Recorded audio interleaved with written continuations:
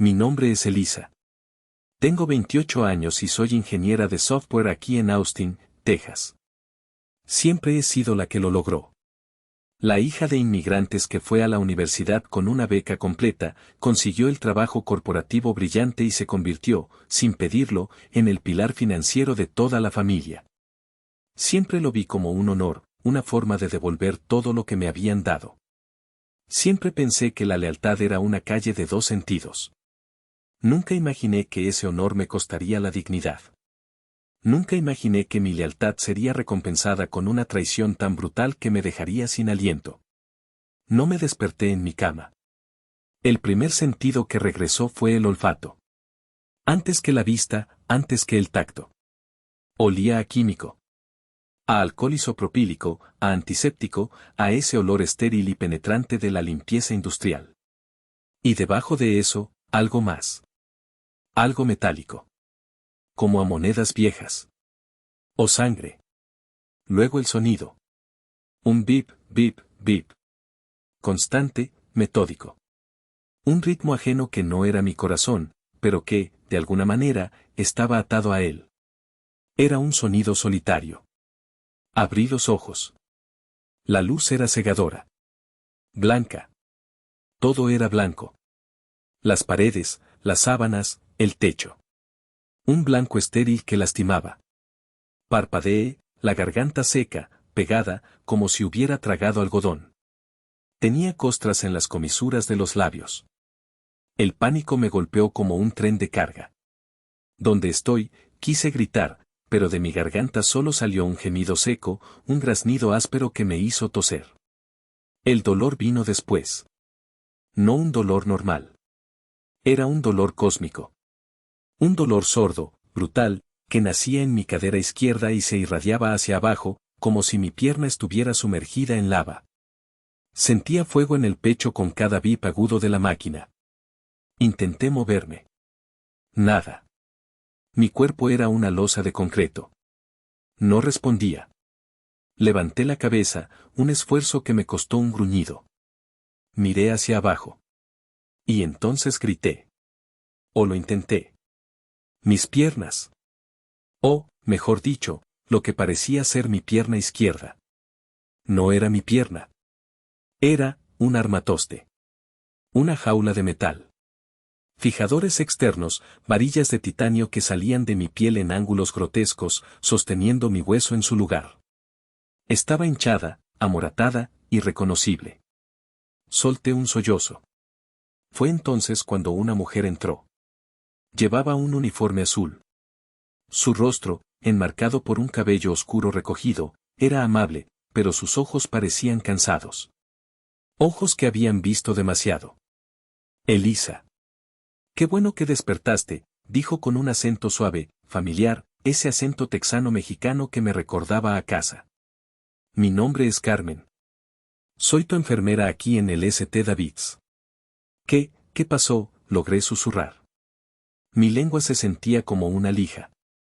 Carmen se acercó y me ajustó la almohada con una eficiencia suave. Su tacto era firme. Tuviste un accidente, mija. Hace 3 días. Un camión de 18 ruedas se pasó un alto en la enero de 35. Ibas camino a casa. Un camión.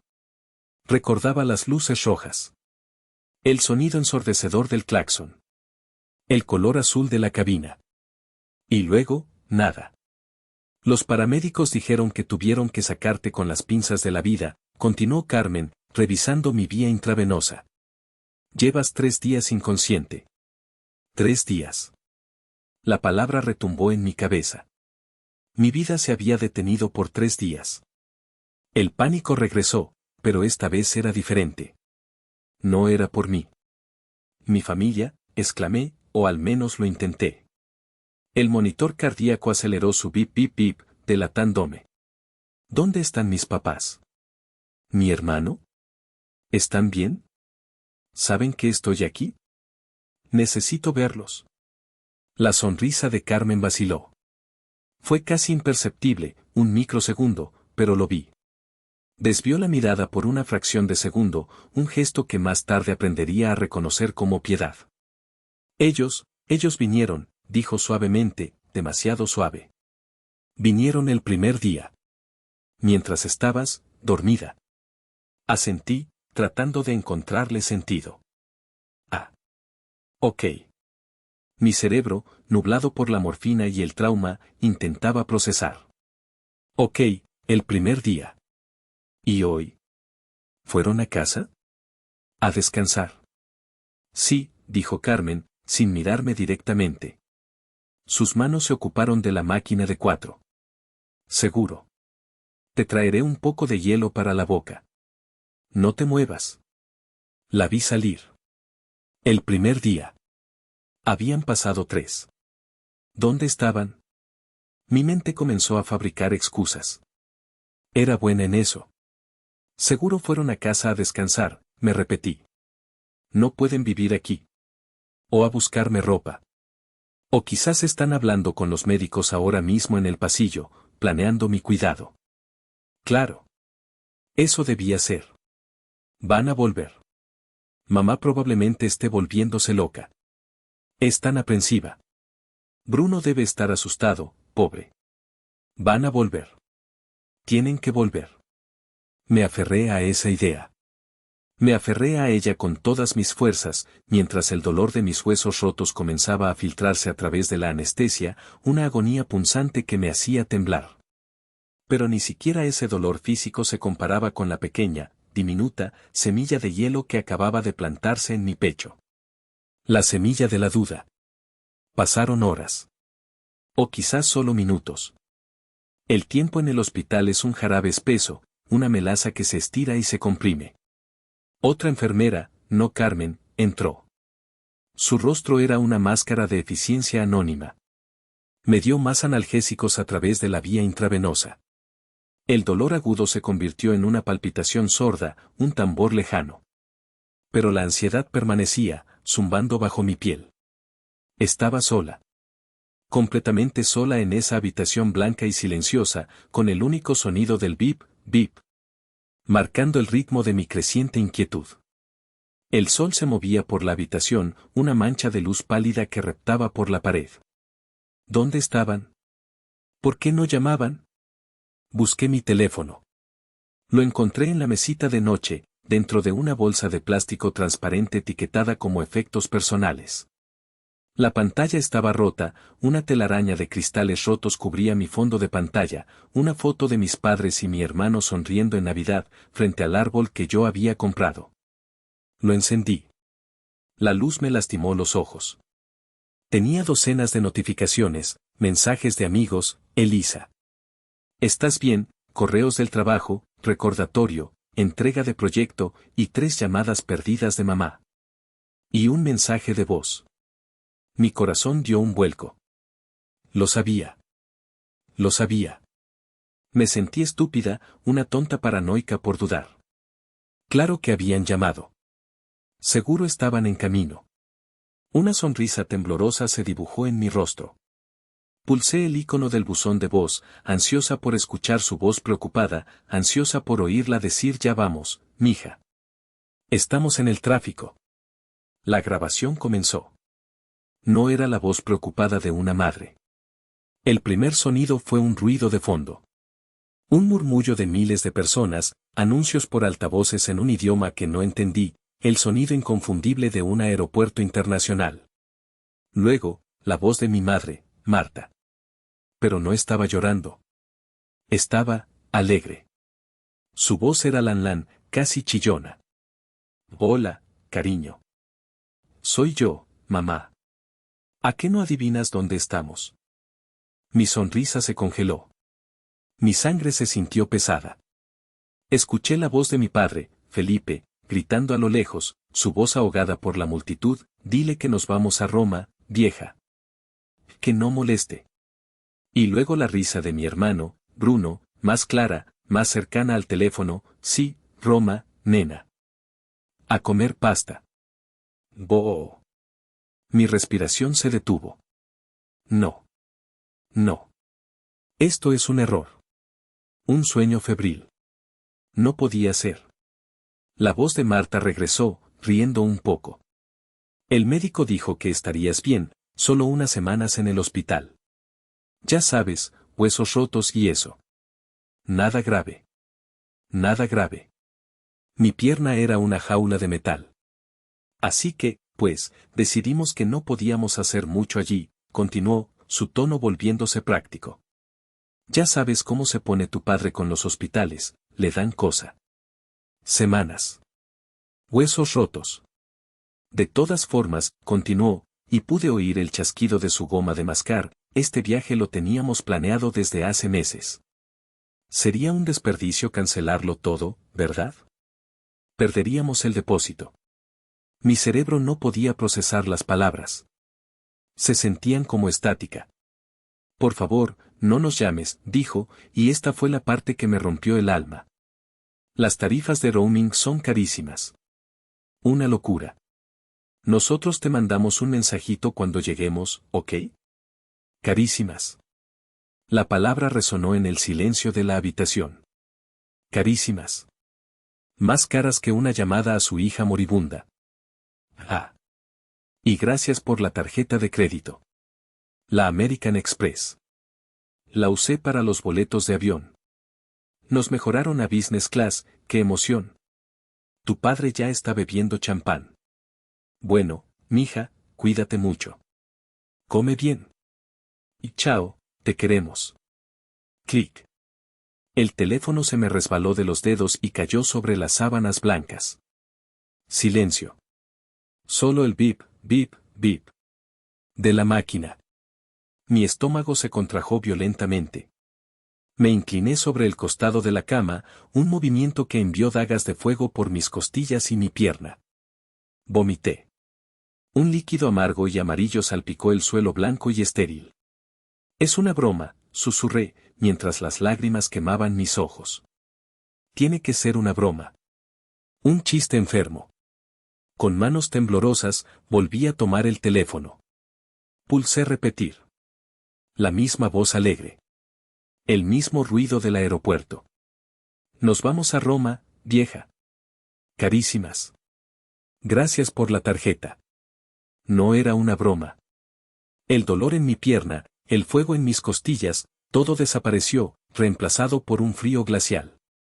Un frío que no venía de la ventana, sino de adentro. Me habían apuñalado. No, peor. Me habían visto desangrándome en el suelo, me habían quitado la cartera, habían limpiado mis bolsillos, y me habían dado la espalda para irse de fiesta. Mi familia. Mi propia familia. No sé cuánto tiempo me quedé mirando la pared. El sol comenzó a bajar, pintando la habitación blanca de un naranja enfermizo, casi burlón. Me sentía disociada, como si estuviera flotando por encima de mi cuerpo roto, mirando a la pobre e idiota chica en la cama. La puerta se abrió y entró una mujer con bata blanca. No era Carmen. Parecía más seria, de unos 50 años, con gafas y una tableta en la mano. Su presencia irradiaba autoridad. Buenas tardes, Elisa. Soy la doctora Aguilar, dijo, su voz profesional pero no antipática. Estaba esperando a que despertaras. Soy la cirujana ortopédica que te operó. Asentí, sin decir nada. Las palabras Roma y carísima seguían rebotando en mi cráneo como balas perdidas. Mire, comenzó la doctora Aguilar, mostrándome una radiografía en su tablet. La imagen en blanco y negro era aterradora. El accidente fue severo. Tuviste una fractura con minuta de fémur. Señaló un área donde mi hueso más grande, el más fuerte de mi cuerpo, parecía un manojo de astillas. Lo que ves aquí, es lo que mantuvimos unido. Tuvimos que poner una placa de titanio y múltiples tornillos. También tienes 3 costillas rotas, de ahí el dolor al respirar, y el vaso lacerado, por eso el dolor en el abdomen. Tuvimos suerte, te salvamos el vaso, lo cual es bueno. Escuchaba las palabras, con minuta, placa, tornillos, lacerado. Palabras médicas frías que solo confirmaban lo que mi cuerpo gritaba. Vas a necesitar al menos 2 cirugías más, continuó, mirándome fijamente a los ojos. Una para limpiar la herida de nuevo, para evitar infección, y otra, probablemente, para un injerto de hueso. Y después viene la fisioterapia. Hizo una pausa, y su mirada se suavizó un poco. Serán, siendo honesta, unos 4 o 5 meses muy difíciles para intentar caminar con normalidad. Intentar caminar. La habitación se encogió. ¿Meses? ¿Cirugías? ¿Intentar? Pero mi cerebro seguía atascado en una sola cosa. En ellos. En Roma. La doctora Aguilar debió ver el terror en mi rostro, pero no entendía su origen. Asumió que era el pronóstico. Es mucho que procesar, lo sé, dijo con calma. ¿Hay alguien a quien podamos llamar por usted, Elisa? ¿Su familia? Para explicarles el plan de cirugía y el tratamiento. Tratamos de localizarlos hoy en la mañana, pero su teléfono nos manda directo a buzón. Deben tenerlo apagado. Esa fue la gota que derramó el vaso. La confirmación. No era un sueño. La doctora tampoco podía contactarlos. Una risa seca, rota, brotó de mi garganta. Fue un sonido horrible. Se convirtió en un sollozo. Y luego en un llanto histérico, incontrolable, que me sacudía todo el cuerpo y enviaba oleadas de agonía desde mi pierna rota. Cada sollozo era una puñalada en mis costillas. Se fueron, logré decir entre jadeos, la cara empapada en lágrimas y mocos, la humillación total. La doctora parpadeó, confundida. ¿Disculpe? ¿Fueron a casa? ¿Quiere que llame a su casa? Negué con la cabeza, la humillación quemándome más que el dolor. No, susurré, avergonzada, como si confesara un crimen. Se fueron, a Roma. De vacaciones.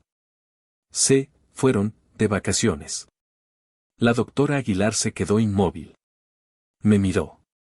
Su rostro profesional se descompuso. Vi confusión, luego incredulidad pura, y finalmente, algo que no esperaba. Una ira fría, controlada, que me sorprendió. Señorita, dijo lentamente, bajando la tablet. He sido doctora por casi 20 años. He visto familias acampar en estos pasillos por semanas, por un tobillo roto. He visto madres dormir en sillas duras por una simple gripe. Pero, ¿irse de vacaciones a Europa? Se quitó las gafas y se frotó el puente de la nariz, como si le doliera la cabeza. Irse de vacaciones, mientras su hija está en cuidados intensivos después de un accidente casi fatal. Hizo una pausa, buscando la palabra. Eso. Volvió a hacer una pausa. Eso es inhumano. Monstruoso. Sus palabras, esa validación de una extraña, me golpearon más fuerte que el mensaje de mi madre. Porque era verdad. No estaba loca. No estaba exagerando. Era monstruoso. Cerré los ojos. Las lágrimas seguían saliendo, pero el llanto histérico se detuvo. La doctora Aguilar puso una mano en mi hombro. Su mano era cálida. No te preocupes, Elisa. Médicamente, no te va a faltar nada. Te vamos a cuidar. Estás a salvo aquí. Asentí, incapaz de hablar. Pero lo sabía. Sabía, con una claridad aterradora, que no solo había sido víctima de un accidente de tráfico. Había sido traicionada. Abandonada. Y ahora, estaba sola. En los días siguientes, el hospital se convirtió en mi mundo. Las horas se arrastraban, marcadas por el cambio de turno de las enfermeras, las bandejas de comida insípida y el dolor. El dolor era un compañero constante. Pero aún peor era el silencio de mi teléfono. Las noches eran las peores.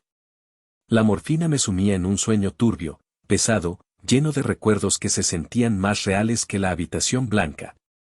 Mi pasado se proyectaba en la parte posterior de mis párpados. Desde fuera, éramos la familia perfecta. La encarnación del sueño americano en Austin. Mi padre, Felipe, era el director de una escuela secundaria local, un hombre respetado, de voz impostada, que daba discursos en las graduaciones sobre integridad y valores familiares. Recuerdo cómo inflaba el pecho. Mi madre, Marta, tenía una pequeña florería artística, la artista del barrio, siempre sonriente, siempre impecable, voluntaria en la iglesia los domingos.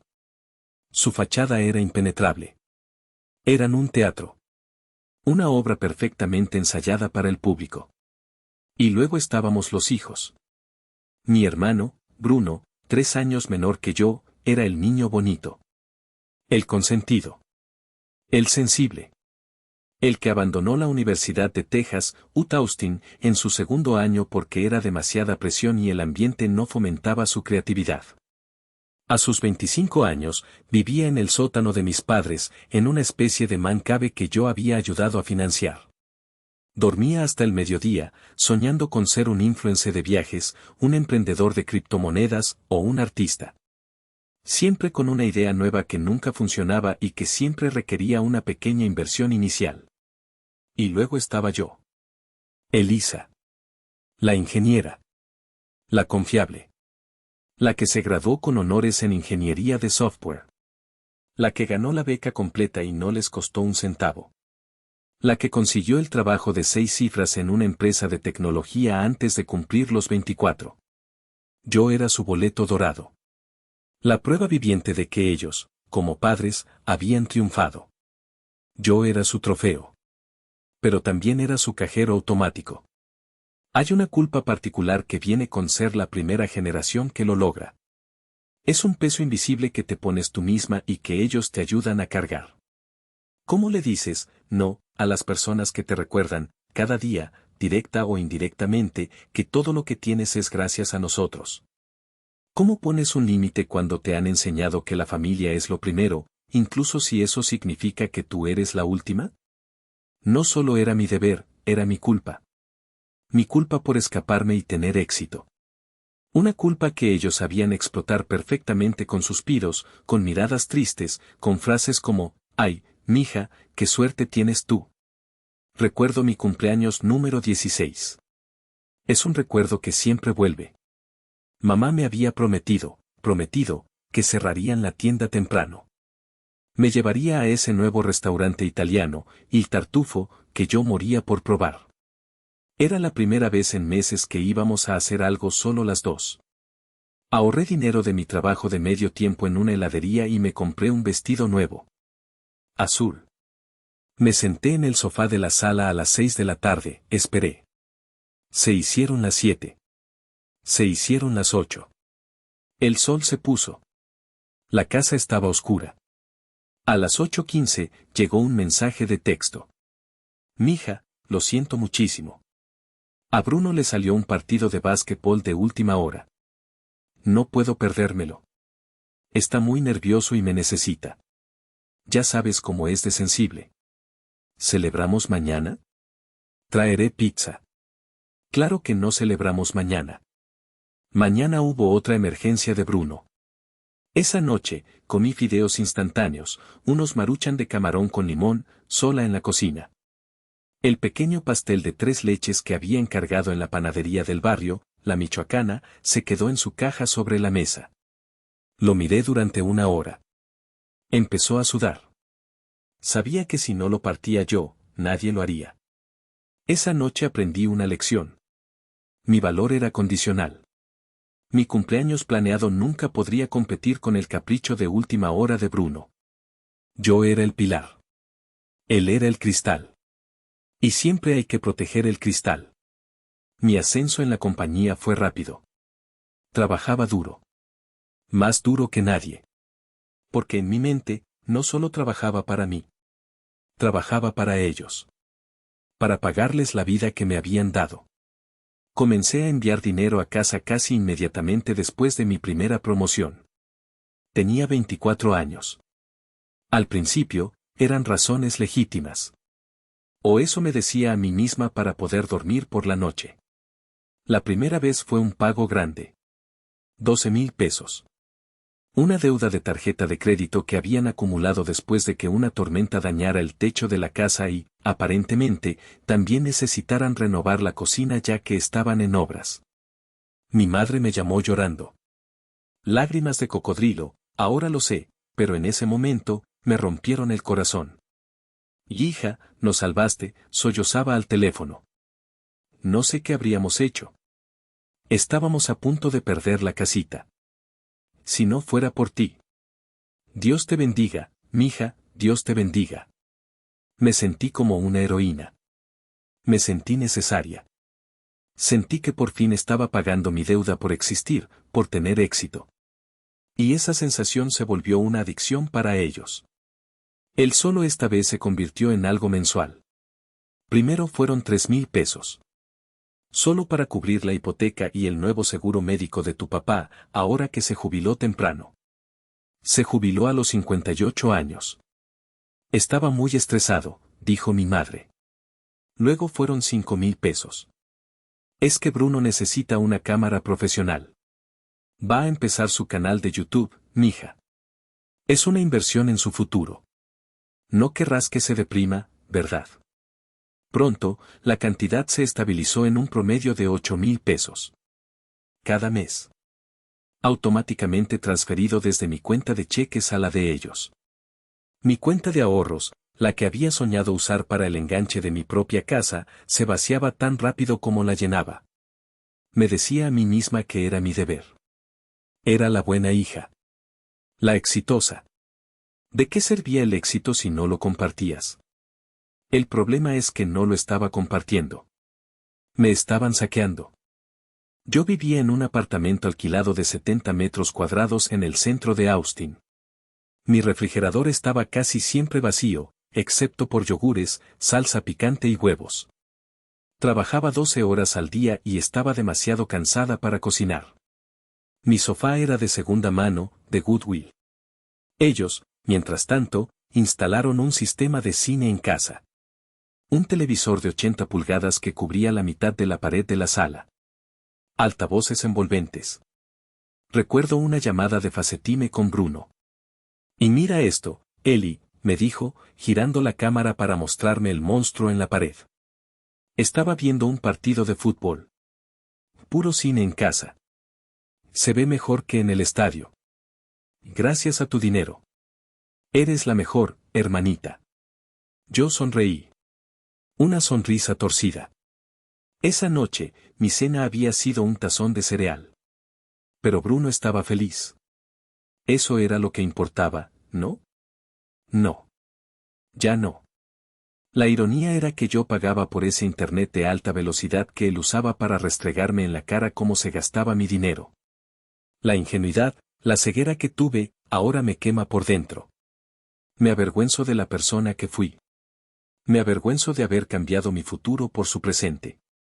La situación escaló tan gradualmente que apenas me di cuenta. O quizás no quise darme cuenta.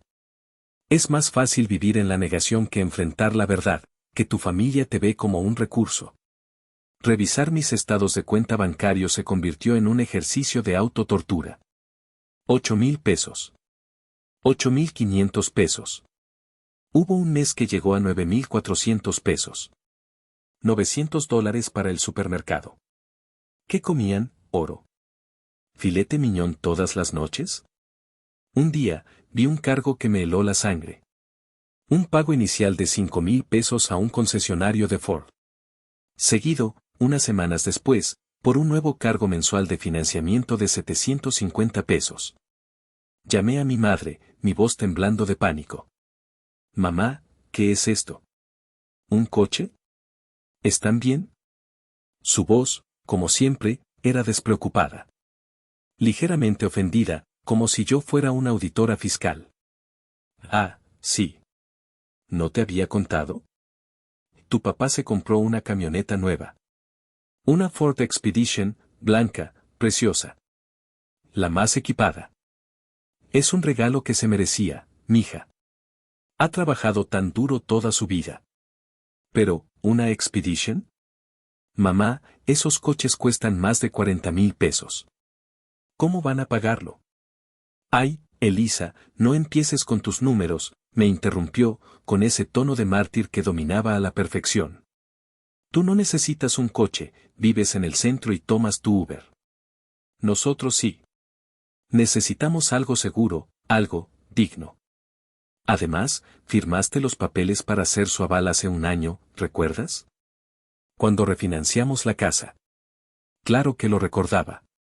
Solo por si acaso, me habían dicho. Es un trámite. Me quedé muda. Estaba pagando un auto de lujo que yo nunca conduciría, para un hombre que se había jubilado 5 años antes de tiempo. Y luego estaba lo del club social. Vi el cargo anual. 4,000 pesos. Mamá, ¿qué es el Club Social de San Antonio? Ah, es el club de tu papá. Juega al golf, come con sus amigos. Tú sabes, mija, conexiones. Papá lo merece, trabaja mucho en su jubilación, necesita conexiones. Mamá, papá está jubilado. ¿Conexiones para qué? ¿Para el torneo de dominó? Ay, Elisa, no seas así, su voz se agudizó. Qué amargada te estás volviendo en esa ciudad. Solo quieres tenernos encerrados. Tu padre merece disfrutar. ¿O quieres que se deprima? Merecer. Esa era la palabra clave. Mi padre lo merecía. Mi madre merecía renovar el jardín. Bruno merecía el último iPhone para su marca personal. Aparentemente, la única que no merecía nada era yo. La única que trabajaba hasta el agotamiento para pagar por todos esos merecimos. No era ayuda. Era un estilo de vida. Un estilo de vida de lujo que yo, la hija obediente, financiaba. Yo no era una hija. Era una mula. Y estaba cansada de cargar.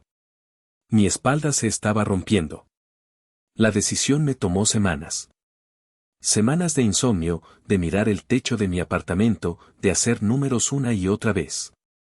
Abría la app de CEO, veía los enganches para casas pequeñas, y luego miraba mi cuenta de ahorros casi vacía. Había un nudo en mi estómago que no se iba. Finalmente, hace 2 semanas, antes del accidente, decidí hacerlo. Conduje los 45 minutos hasta la casa de mis padres, la casa que yo pagaba. Cada milla, mi estómago se apretaba más. En el camino, practiqué mi discurso en voz alta, en el coche. Los quiero, pero necesito pensar en mí. No es un no, es un menos. Solo quiero reducir la cantidad, no cortarla. Sonaba razonable. Sonaba justo. Fui una ingenua. Entré. La escena era la de siempre. Eran las 7 de la tarde de un martes. Los tres, apoltronados en el sofá de piel que yo había pagado, mirando el televisor de 80 pulgadas que yo había pagado. Comían pizza de un restaurante caro. Mamá, papá, Bruno, dije, mi voz más débil de lo que quería. Apaguen la tele. Necesito hablar con ustedes. El fastidio en sus caras fue evidente. Felipe bajó el volumen con el ceño fruncido. Tomé una decisión. Respiré hondo. El olor a pizza y aire acondicionado me revolvió el estómago. Voy a tener que reducir el apoyo mensual. Silencio. Un silencio tan denso que podía oír el zumbido del refrigerador. Necesito ahorrar para mi propia casa. Para mi futuro. La reacción fue instantánea. Como si hubieran ensayado. Los ojos de mi madre, Marta, se llenaron de lágrimas. Fue como girar un grifo. ¿Pero por qué?, sollozó, su voz temblando de tragedia. ¿Hicimos algo mal? ¿Es que, ya no nos quieres? No es eso, mamá, supliqué, cayendo en su trampa. Es que, yo también tengo una vida. Tengo 28 años. No puedo seguir enviando 9,000 pesos al mes. Mi padre, Felipe, se puso rojo. No de vergüenza. De ira. Elisa, ladró, usando su voz de director de escuela. ¿Qué clase de hija eres? Nos estás abandonando ahora que somos viejos. Ahora que ya no te servimos. Después de todo lo que sacrificamos para que fueras a la universidad. No los estoy abandonando, grité, la frustración rompiendo mi voz. Solo estoy pidiendo. Y claro, saltó Bruno desde el sofá, limpiándose la grasa de la pizza en el pantalón. Ahora que eres la gran ingeniera en la gran ciudad, te olvidas de nosotros. Típica. Malagradecida. Después de que te pagué tu primer coche. Tú no me pagaste nada, exploté. Fue un coche de segunda mano que papá compró y yo le pagué de vuelta con mi trabajo de verano. Malagradecida, grité, perdiendo el control. Bruno, tienes 25 años y no trabajas. Papá, no necesitas un club social de 4,000 pesos. Mamá, tu tienda, no produce $1 hace años. Yo estoy agotada. Estoy cansada. El silencio que siguió fue terrible. Helado. Mi padre se levantó lentamente. Su rostro era una máscara de furia helada. Basta, dijo, su voz baja y peligrosa. Si no quieres ayudar, si te duele tanto el codo darnos tu dinero, dilo. No pongas excusas. Quédate con tu maldito dinero. Se dio la vuelta y se fue a su habitación. Un portazo. Bruno me lanzó una mirada de odio puro. Arruinaste la cena, dijo, y subió al sótano. Otro portazo. Me quedé sola con mi madre, que lloraba desconsoladamente en el sofá. No sé en qué fallamos, Elisa. Te criamos para ser una buena mujer. Y nos estás matando. Tu padre es hipertenso. ¿Quieres que le dé un infarto? Me fui. No dije nada más. Mientras conducía de regreso a Austin, las lágrimas corrían por mi rostro. Pero no eran lágrimas de tristeza. Eran de rabia. Por primera vez en mi vida, la idea de cortar lazos no me pareció una traición. Me pareció una liberación. Eso fue hace exactamente 2 semanas. 2 semanas antes de que un camión me hiciera pedazos. Y ahora, en esta cama de hospital, entendía su pánico. No era que los estuviera abandonando. Era que estaba amenazando sus vacaciones en Roma. Gracias por seguir la historia de Elisa hasta aquí. Si estás sintiendo la frustración y la rabia de esta traición, por favor, dale un like al video. Ayuda mucho a que esta historia llegue a más personas. Suscríbete al canal si no lo has hecho, y déjame un comentario diciendo desde qué ciudad o país nos estás escuchando. Cada comentario ayuda al algoritmo. Muchas gracias por tu apoyo, y sigamos con la historia. Habían pasado 5 días desde el accidente. 5 días desde que mi familia se había subido a un avión. 5 días desde que mi vida anterior se hizo añicos, literal y figurativamente. La conmoción inicial, la niebla de la morfina, había comenzado a disiparse. Y en su lugar, algo nuevo estaba creciendo. No era la tristeza pasiva que había sentido antes. Era una ira fría. Una claridad dura como el diamante. El dolor en mi pierna era una bestia constante. Sordo, punzante, siempre presente. Cada vez que intentaba moverme, el metal y los tornillos rozaban el hueso roto, enviando una señal de fuego a mi cerebro.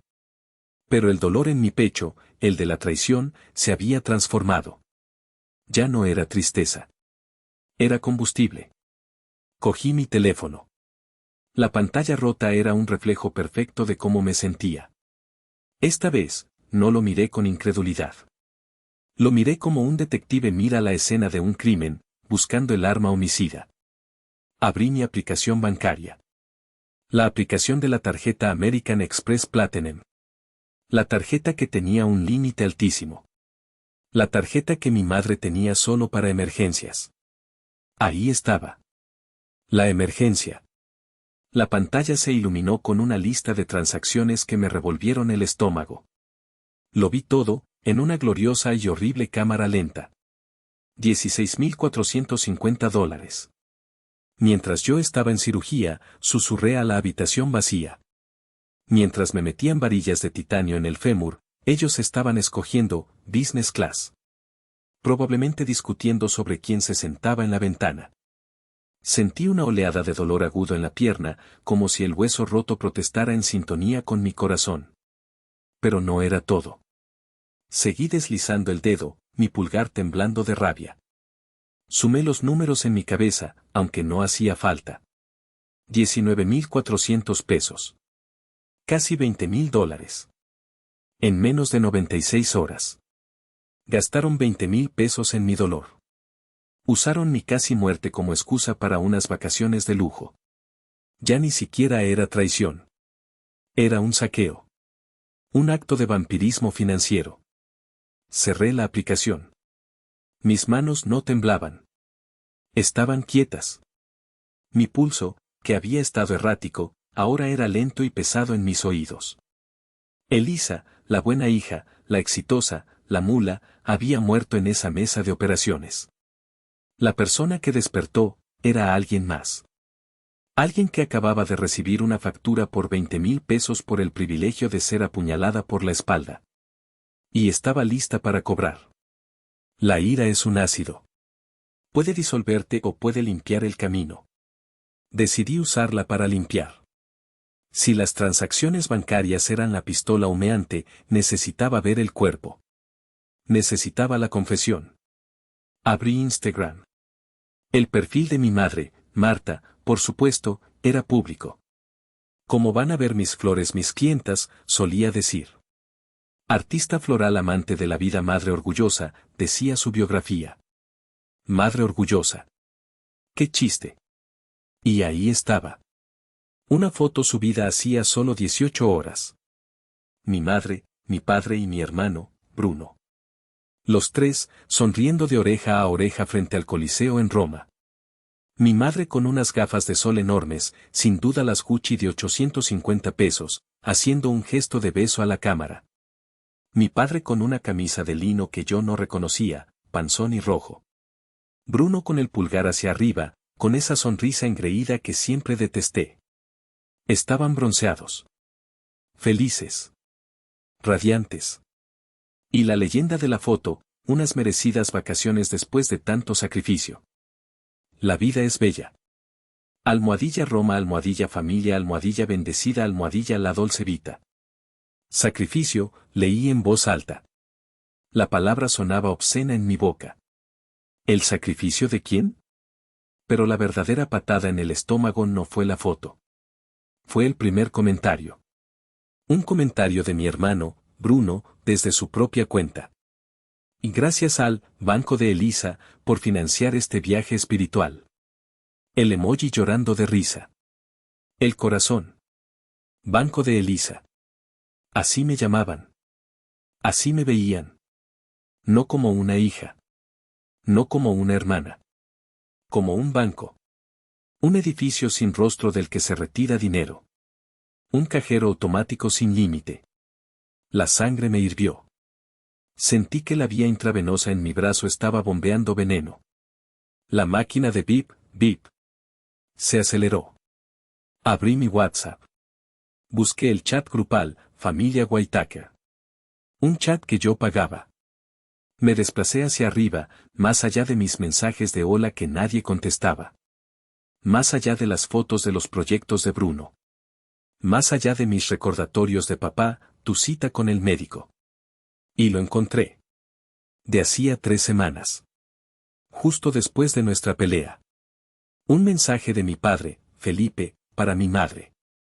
Probablemente pensó que era un mensaje privado, enviado en la confusión de su ira. Marta, asegúrate de que Elisa no corte el dinero este mes. Ya tengo los boletos de Roma en espera. No dejes que arruine esto. Me quedé sin aliento. Lo planearon. La pelea. Las lágrimas de mi madre. La furia de mi padre. No era por mi traición al querer reducir el dinero. Era pánico. Pánico de que yo arruinara esto. Sus vacaciones. Me mordí el labio. Tan fuerte que probé el sabor metálico de mi propia sangre. Se acabó. Se acabó, lo dije en voz alta esta vez. La habitación blanca fue testigo. El bip, bip. Fue el martillo del juez. Se acabó el puto banco de Elisa.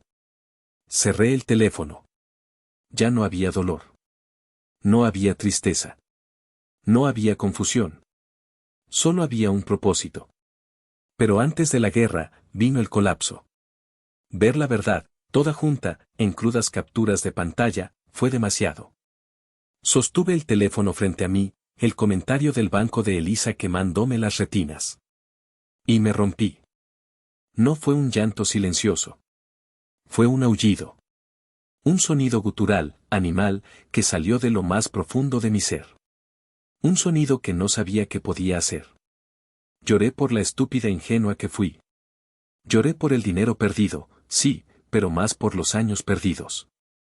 Lloré por la chica de 16 años comiendo Maruchan sola. Lloré por la ingeniera de 28 años abandonada, mutilada y, sobre todo, estafada. La puerta se abrió de golpe. Era Carmen, la enfermera. Sus ojos se abrieron de par en par al verme. Elisa. Mija. ¿Qué pasa? ¿Te duele mucho? ¿Es la pierna? Voy por la morfina. Corrió a mi lado, sus manos buscando la bomba de analgésico. Yo solo pude negar con la cabeza, incapaz de formar palabras. Le extendí el teléfono. Mis manos temblaban tan violentamente que apenas podía sostenerlo. Mire, supliqué, la voz rota. Mire. El banco de Elisa. Mire. Carmen tomó el teléfono. Sus ojos escanearon la pantalla. Vi su rostro amable endurecerse. Sus labios se apretaron hasta formar una línea blanca. Hija, dijo, su voz baja y cargada de una furia que no era mía, pero que me defendía. ¡Qué cabrones! Con perdón de la palabra, pero qué pinches cabrones. Me quitó el teléfono de la mano, lo puso boca abajo en la mesa y luego hizo algo que nunca olvidaré. Se sentó en el borde de mi cama, me agarró la mano y se quedó ahí. En silencio. No dijo todo estará bien. No dijo son tu familia. No dijo quizás hay un malentendido. Simplemente se quedó ahí, apretando mi mano, mientras yo me desmoronaba. Su presencia era un ancla. Y en los días siguientes, sucedió algo extraño. El vacío que mi familia había dejado, ese agujero negro y doloroso, comenzó a llenarse. Con pequeñas gotas de amabilidad. Carmen empezó a traerme té de manzanilla de su propio termo. El té de mi abuela, decía. Para el alma. Y para los cabrones. Eso me hizo reír, aunque me dolió en las costillas. La doctora Aguilar pasaba a verme incluso cuando no era su ronda. Solo para saludar, decía, aunque sabía que era mentira. Un día, me trajo una bolsa de papel de una panadería local. Mi madre hizo pan dulce, dijo, casi tímidamente. Conchas. Para mi paciente favorita. Luego estaba doña Inés. Mi compañera de cuarto. La habían asignado a la cama de al lado. Una señora de unos 70 años, con el cabello completamente blanco y una cadera rota tras una caída en el baño. Al principio, me pareció gruñona. Escuchaba sus óperas en un pequeño radio. Pero cuando empecé mis primeras sesiones de fisioterapia, esas sesiones infernales en las que un terapista intentaba mover mi pierna inerte y yo gritaba de dolor, ella me observaba. Un día, mientras yo sollozaba de frustración, su voz áspera cruzó la habitación, vamos, niña. Deja de llorar y empuja. El dolor es señal de que estás viva. Cada paso es una victoria. No dejes que esos malnacidos te quiten eso. Me quedé helada. ¿Cómo sabía ella? Las paredes son delgadas, dijo, sin más. Y don Julio, el señor de la limpieza. Un viejito adorable, siempre con su carrito, que siempre entraba sonriendo. Cada mañana, sin falta, dejaba un dulce de mazapán en mi bandeja de comida. Para endulzar el día, mija. Ellos no me debían nada. Eran extraños. Pero me trajeron té, pan dulce, ánimos y mazapanes. Mi familia me había dejado por muerta. Y estos extraños me estaban devolviendo la vida. Un día, encontré una pequeña tarjeta en mi mesita. Familia no es la sangre. Familia es quien se queda cuando te estás rompiendo. Firmado, Carmen, Inés, doctora Aguilar y Julio. Toqué la tarjeta. Y por primera vez desde el accidente, mi corazón dejó de doler. No estaba sola. Esa noche no dormí. Eran las 4 de la mañana. La hora de los lobos, la hora de las almas en pena. Pero yo no me sentía en pena. Me sentía, despierta. Más despierta que nunca. El dolor en mi pierna era un recordatorio constante, un ancla a la realidad. Pero el dolor ahora era frío. Era claridad. Era propósito. Giré con cuidado mi cuerpo, un movimiento que me costó un gruñido de dolor, y alcancé mi laptop. La vieja del que había tenido desde la universidad. La misma que nunca había reemplazado porque mamá necesitaba un horno nuevo o Bruno necesitaba dinero para su marketing. La ironía era deliciosa. La abrí. La luz de la pantalla iluminó mi determinación. Mi primera llamada fue a una asesora financiera que Carmen me había recomendado. Es una pitbull, me había dicho Carmen. Se llama señora Vidal. No le gustan los rodeos. Marqué el número de su oficina. Eran las 4:15 de la mañana, contestó al segundo tono. Vidal. Su voz era áspera, despierta. Señora Vidal, soy Elisa. La paciente de Carmen en el St. David's. Lamento la hora. El dinero no duerme, señorita Elisa. ¿Qué necesita? Necesito cerrar todo. Ahora mismo, dije, mi voz sorprendentemente firme. Necesito desaparecer financieramente. Hubo un silencio. ¿Problemas familiares? Problemas de parásitos, respondí. Pude oír una leve sonrisa en su voz. Entendido. Mis favoritos. ¿Quién más tiene acceso a sus cuentas? Mi madre y mi hermano. Sin poder legal. Solo contraseñas que les di como una idiota. Perfecto, dijo Vidal. Eso lo hace fácil. No hay nada que puedan hacer. Empecemos. Abra su navegador. Durante la siguiente hora, la señora Vidal, esa mujer que nunca había visto, se convirtió en mi general. Fue una clase magistral de guerra financiera. Acción 1. Cerramos mis 3 cuentas de cheques y ahorros en Bank of America. Acción 2. Abrimos 2 cuentas nuevas en Charles Schwab, un banco con el que mi familia no tenía ninguna relación. Acción 3. Transferimos cada centavo restante, unos 70,000 pesos que había logrado salvar para mi enganche, a las cuentas nuevas. La cuenta del Bank of America quedó en ceros. Acción 4. Cambiamos cada contraseña. Mi correo principal, mis redes sociales, mis fondos de inversión, mi 401k. Todo. Activamos la autenticación de 2 factores en un dispositivo nuevo. Listo, dijo Vidal a las 5:30 de la mañana, usted acaba de convertirse en un fantasma financiero. Que tengan un buen día intentando pagar el café. Gracias, señora Vidal. Un placer. La factura irá a su nuevo correo. Mi segunda llamada fue a American Express. Eran las 5:30 de la mañana. Navegué por el menú automático hasta que conseguí un humano. Habla Elisa. Necesito reportar una serie de cargos fraudulentos en mi tarjeta. Entendido, señora. ¿Puede verificar los cargos? Leí la lista. Uno por uno. 16,450 pesos. 850 pesos. 920 pesos. 1,180 pesos. Señora, dijo el agente, vemos que estos cargos son en Europa. ¿Usted no está en Europa? Mi voz endureció. La practiqué en mi cabeza. No. Estoy en una cama de hospital en Austin, Texas. Me atropelló un camión. Tengo una fractura de fémur y múltiples lesiones. Esos cargos fueron hechos sin mi consentimiento por personas que tenían acceso a mi tarjeta, mientras yo estaba incapacitada y bajo cirugía. El silencio al otro lado de la línea fue profundo. Dios mío, susurró el agente. Entendido, señora. Iniciaremos una investigación de fraude de inmediato. La tarjeta queda congelada. Y pondremos una nota de disputa en todos esos cargos. Colgué. Mi mano temblaba, pero no de miedo. Era adrenalina. Este era el primer corte. Y se sintió de maravilla. El cielo de Austin comenzaba a teñirse de un gris pálido. La ciudad despertaba, y yo estaba demoliendo mi antigua vida, llamada por llamada. Mi laptop era mi centro de comando. Abrí una hoja de cálculo donde, irónicamente, solía llevar el registro de todos los gastos de mi familia. La llamaba presupuesto familiar. ¡Qué risa! Ahora, la usaba como una lista de objetivos. Siguiente objetivo, los servicios de la casa. La casa en los suburbios que yo pagaba.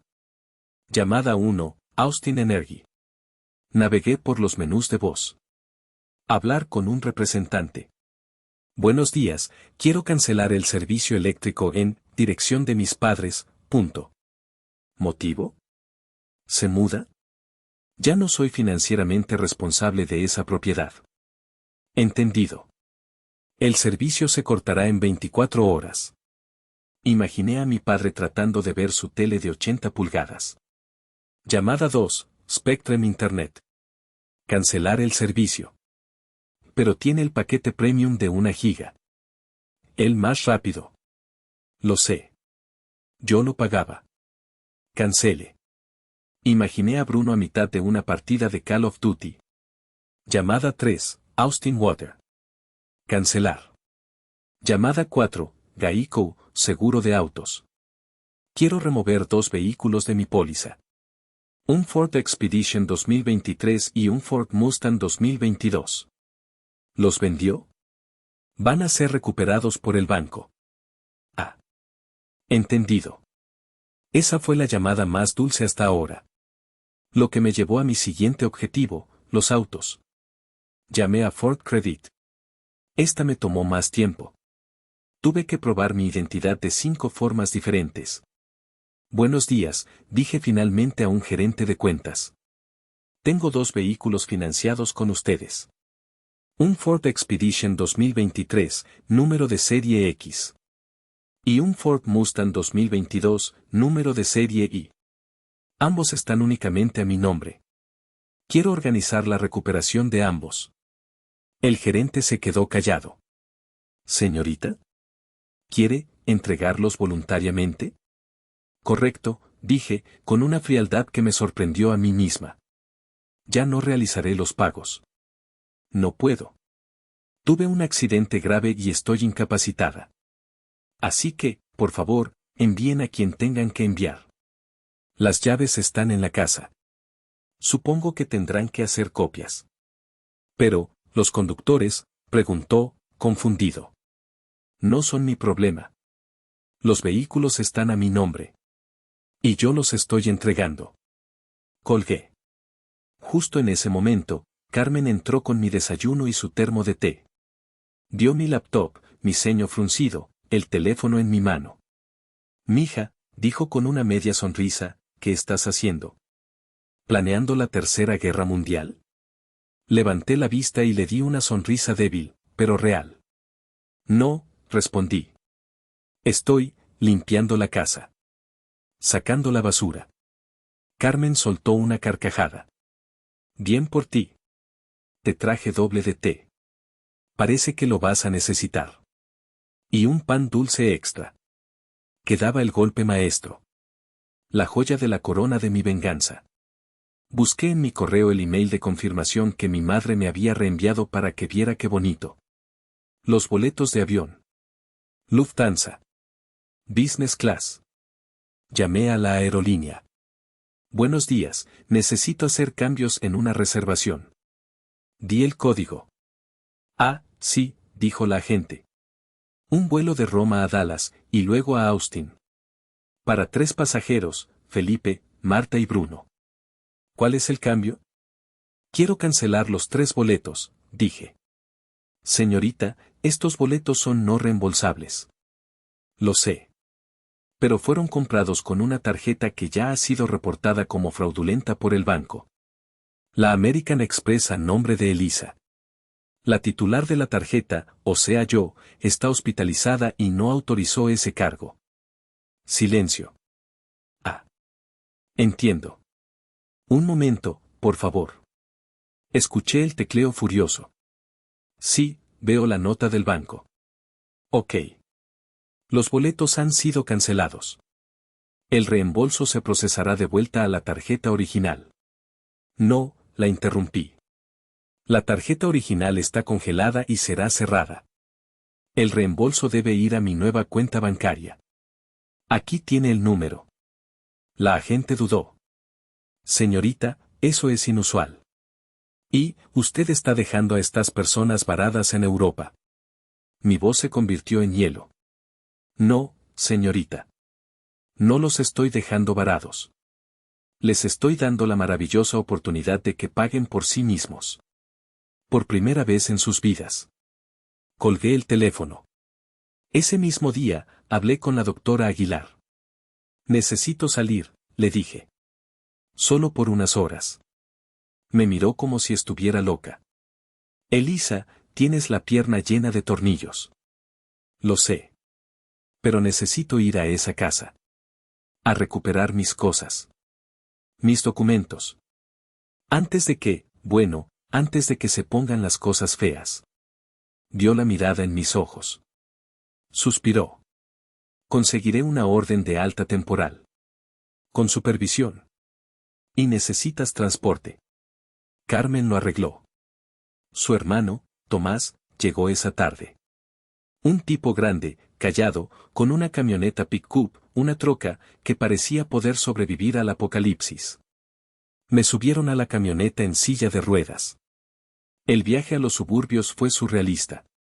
El mundo exterior parecía demasiado brillante, demasiado ruidoso. Llegamos a la casa. Mi casa. La casa que yo pagaba. Estaba silenciosa, dormida. ¿Tienes llave?, preguntó Tomás. Por supuesto, dije. Yo la pagué. Entramos. El aire estaba viciado. Olía a comida vieja y a privilegio. Yo me quedé en la silla de ruedas en la entrada, como una general. Tomás, por favor, mi habitación es la segunda a la derecha. Hay una caja fuerte en el armario. El código es 1210. Trae todo lo que hay dentro. Carmen, en el estudio de mi padre, en el primer cajón, hay una carpeta azul. Tráela. Trajeron las cosas. En la caja fuerte estaba mi pasaporte, mi acta de nacimiento, mi título universitario de UT Austin y un pequeño collar de oro. La medalla de la abuela, lo único de valor sentimental que tenía allí. En la carpeta estaban los papeles de la casa y los autos. Todo a mi nombre. Mientras Carmen guardaba las cosas, vi algo en la sala. El nuevo PC gamer de Bruno. Aún en la caja. Y pegado, un post-it amarillo escrito con la letra de mi madre, pagado por tarjeta de Elisa. Le pedí a Carmen que me acercara. Tomé un post-it nuevo del escritorio de mi padre. Y con un marcador negro, escribí mi propio mensaje. Lo pegué en la puerta del refrigerador de acero inoxidable que yo había comprado. Se cerró el banco de Elisa. Busquen otra forma de vivir. Vámonos, le dije a Tomás. Salimos de la casa. El sol me daba en la cara. Por primera vez en mi vida, no sentí el peso de esa casa sobre mis hombros. No miré hacia atrás. 2 días después, sucedió. Eran las 2 de la madrugada. Yo estaba en esa duermevela de hospital, drogada y adolorida, soñando con metal y aeropuertos. Mi teléfono, en la mesita de noche, cobró vida. No sonó. Lo había puesto en silencio. Pero vibró con tanta fuerza que bailó sobre la mesa y casi se cae. La pantalla se iluminó, mamá celular. Lo miré. Dejé que vibrara. Fue al buzón de voz.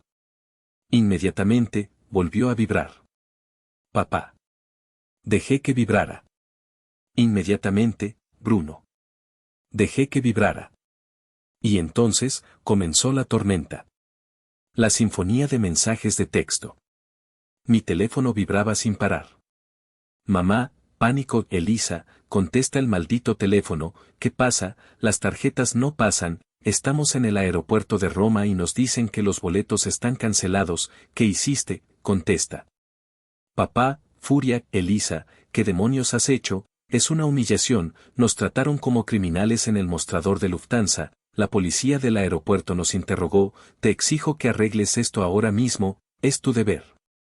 Bruno, insultos, hija de puta, contesta, ¿por qué cancelaste los vuelos? ¿Qué se supone que hagamos? No tenemos dinero, te odio, te odio. Mamá, manipulación Elisa, por favor, mija, contesta. Tu padre está con la presión alta. Casi se desmaya aquí mismo, todo esto es tu culpa, quieres matarnos, nos dejaste atorados en Roma, sin dinero, por favor, deposítanos algo. Miré los mensajes. Uno tras otro. Los leí todos. No sentí nada. Ni culpa, ni pánico, ni siquiera satisfacción. Solo, silencio. Vi el patrón. El ciclo de abuso que había vivido toda mi vida, ahora condensado en 4 mensajes de texto. Pánico. Furia. Insultos. Culpa. Se acabó, susurré. Con un dedo, seleccioné la conversación del grupo. Deslicé. Y pulsé archivar. Apagué el teléfono, me di la vuelta con cuidado, un movimiento que me costó un gruñido, y por primera vez en mi vida, me fui a dormir. 3 días después, supe que habían encontrado la forma de volver. Probablemente en la peor aerolínea, en asientos de en medio, pagando una fortuna con alguna tarjeta de débito que les quedaba. La recepcionista del hospital me llamó. Señorita Elisa, hay 3 personas aquí. Dicen ser su familia. Están, bastante alterados. Gritando, de hecho. ¿Los dejo subir?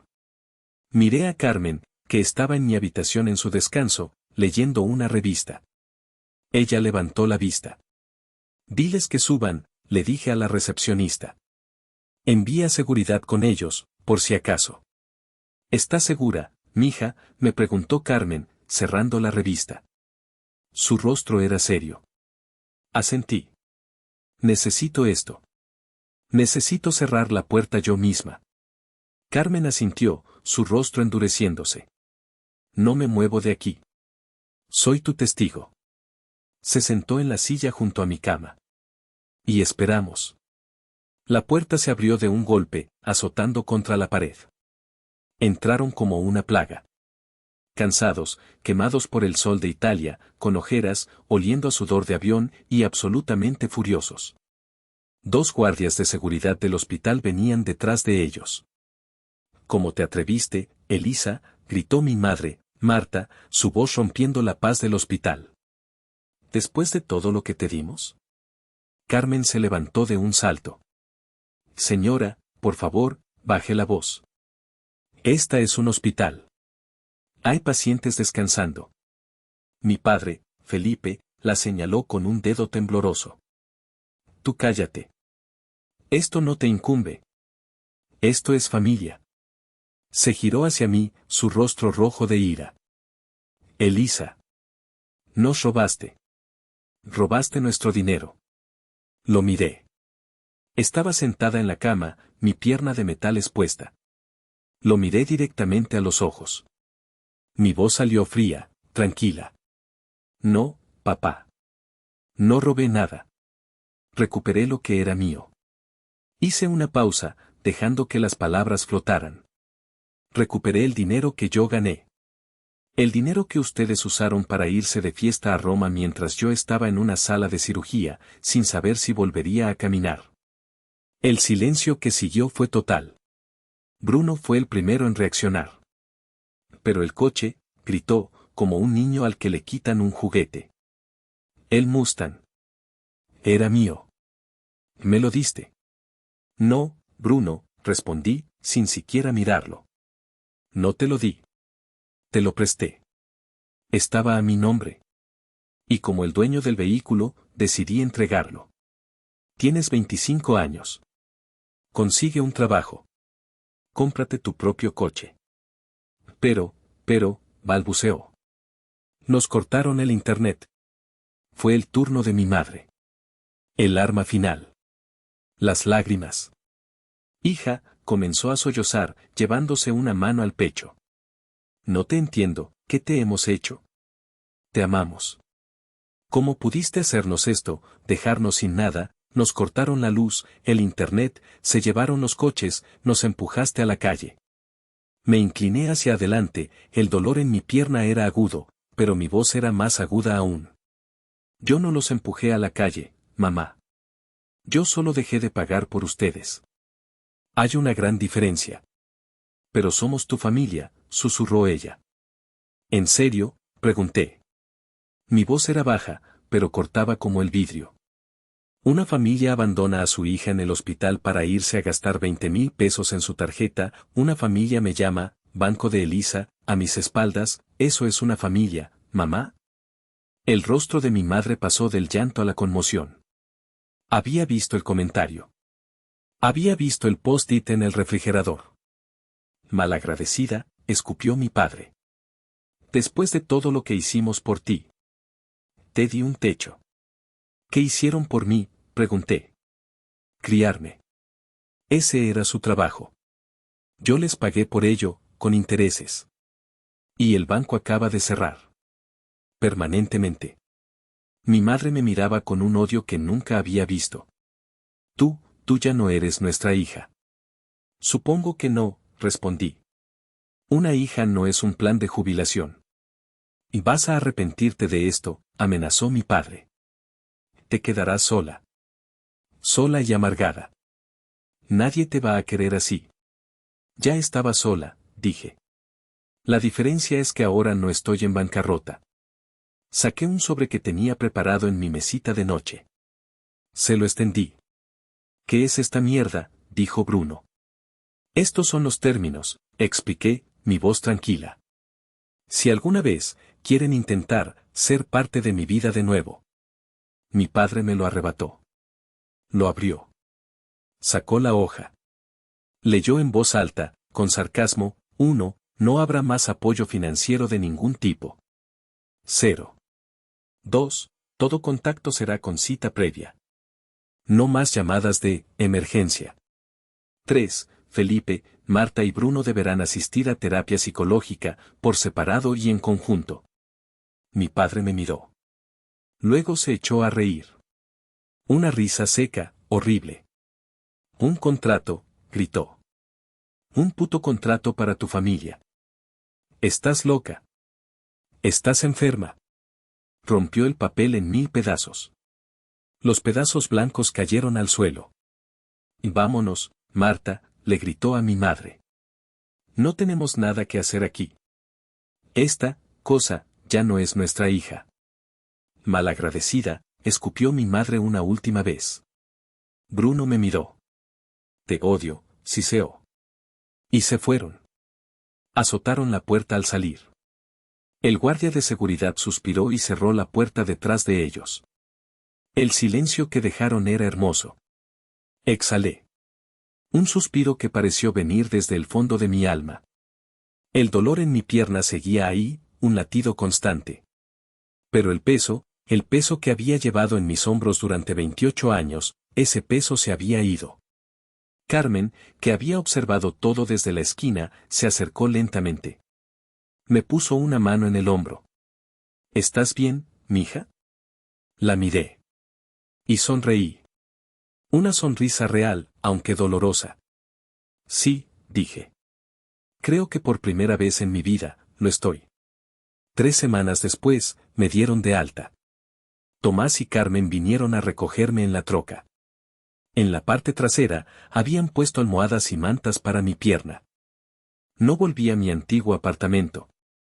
Me mudé temporalmente al cuarto de huéspedes de doña Inés, mi compañera de hospital.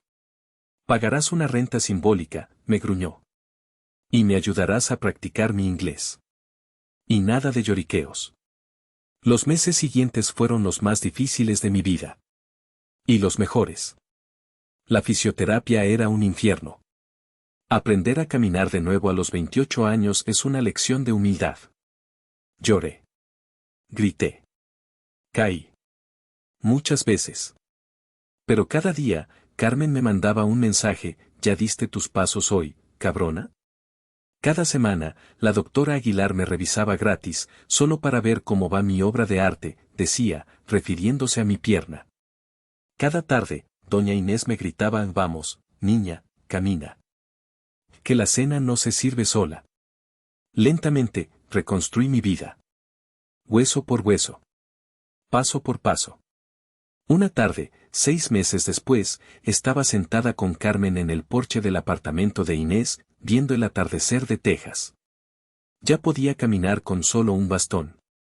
Si pudieras volver, me preguntó Carmen en voz baja, ¿cambiarías algo? ¿El accidente? Todo. Miré mis cicatrices. La larga línea en mi muslo. Pensé en el dinero.